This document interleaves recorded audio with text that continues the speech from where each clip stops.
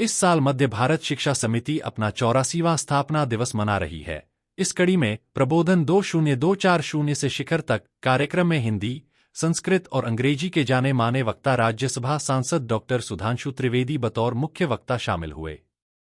उनके द्वारा भारतीय शिक्षा दर्शन एवं राष्ट्रीय शिक्षा नीति 2020 के अनुरूप उत्प्रेरक वातावरण एवं व्यवहारिक शिक्षा विषय पर ऑडिटोरियम में मौजूद हजारों की संख्या में युवा, छात्र छात्राएं और समाज के प्रबुद्ध वर्ग को संबोधित किया। डॉ. सुधांशु त्रिवेदी ने अपने संबोधन की शुरुआत शिक्षा के साथ दीक्षा की जरूरत के साथ की। उन्होंने कहा कि देश में आजादी के बाद सिर्फ शिक्षा पर जोर दिया गया, जबकि भारतीय संस्कृति कहती है कि शिक्षा के साथ दीक्षा जरूरी है, क्योंकि दीक्षा हमें सामाजिक व्यवहार सिखाती है। पड़ोसी मुल्क पाकिस्तान की खराब स्थिति के पीछे भी दीक्षा का ना होना है, क्योंकि वहां पर सॉफ्टवेयर इंजीनियर, मैकेनिकल इंजीनियर सहित अन्य पढ़े लिखे लोग दीक्षा के अभाव में बड़े बड़े आतंकवादी बन चुके हैं।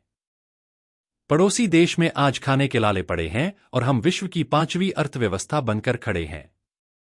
बांग्लादेश की हालत भी इसी कारण अस्थिर हो गई है। आज बांग्लादेश में बांग्लादेश नेशनल पार्टी कहीं नहीं दिख रही है, सिर्फ जमाते इस्लामी दिख रही है। आज पूरी दुनिया भारत की ओर इसलिए देख रही है क्योंकि भारत तेजी से एक बार फिर विश्व गुरु बनने के लिए आगे बढ़ रहा है। देश के प्रधानमंत्री नरेंद्र मोदी जी के नेतृत्व में भारत तेजी से बड़ी अर्थव्यवस्था बन रहा है। रूस, अमेरिका जैसे देश मोदी जी को विशेष आमंत्रण पर बुला रहे हैं, क्योंकि वह जानते हैं कि भारत की सनातन संस्कृति ही भविष्य में विश्व का नेतृत्व करेगी। हमारे धर्मशास्त्रों में हर एक बात को वैज्ञानिक आधार पर पहले ही दर्शाया जा चुका है।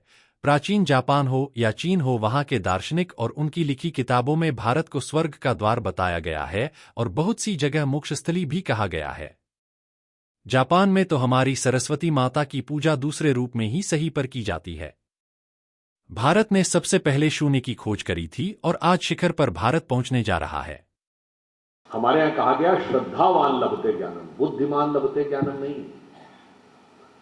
बुद्धि तो गलत दिशा में भी ले जा सकती है। आतंकवादियों और चोर की भी बड़ी बुद्धि होती है। जो बात मैं पहले भी बता चुका हूं, मैं पुनः कहना चाहूंगा कि अगर केवल बुद्धिमान होना है तो बहुत बुद्धिमान होने के बाद, आप एक बहुत अच्छे चार्टर्ड अकाउंटेंट होने के बाद बच्चा याकूब मेनन बन सकता है। बहुत अच्छा सॉफ्टवेयर इंजीनियर होने के बाद बुरहान वानी बन सकता है।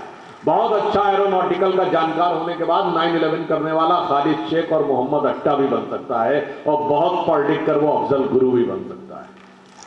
क्योंकि, और मैं कहूंगा आप तो आज की पीढ़ी इस मामले में थोड़ी भाग्यशाली है, क्योंकि वो आर्टिफिशियल इंटेलिजेंस भी देख रही है। तो भैया, बुद्धि आर्टिफिशियल भी हो सकती है, और आर्टिफिशियल इंटेलिजेंस आपकी नेचुरल इंटेलिजेंस से तेज हो सकती है, परंतु ज्ञान आर्टिफिशियल नहीं हो सकता है, क्योंकि ज्ञान में बुद्धि के साथ भाव भी जुड़ा हुआ होता है।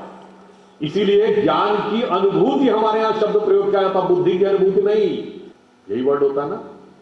हिंदी, संस्कृत या अधिकांश भारतीय भाषाओं में क्या पूछा जाता है? भाई, तुम्हारी शिक्षा दीक्षा कहां हुई है? खाली शिक्षा नहीं, दीक्षा भी कहां हुई है? क्योंकि शिक्षा के साथ दीक्षा असंपृक्त है, क्योंकि शिक्षा इंफॉर्मेशन दे रही है तो दीक्षा संस्कार दे रही है। गलत दिशा में भटक गया था तो हमारा ही एक टुकड़ा जो अलग हो गया था, वहां पे आज लश्कर-ए-तैयबा का चीफ है, जैश-ए मोहम्मद का चीफ है और अल-कायदा का चीफ है। इससे आप सिर्फ समझ लीजिए कि अगर शिक्षा के साथ दीक्षा गलत दिशा में हो जाए तो कहां पहुंचती है, और वो देश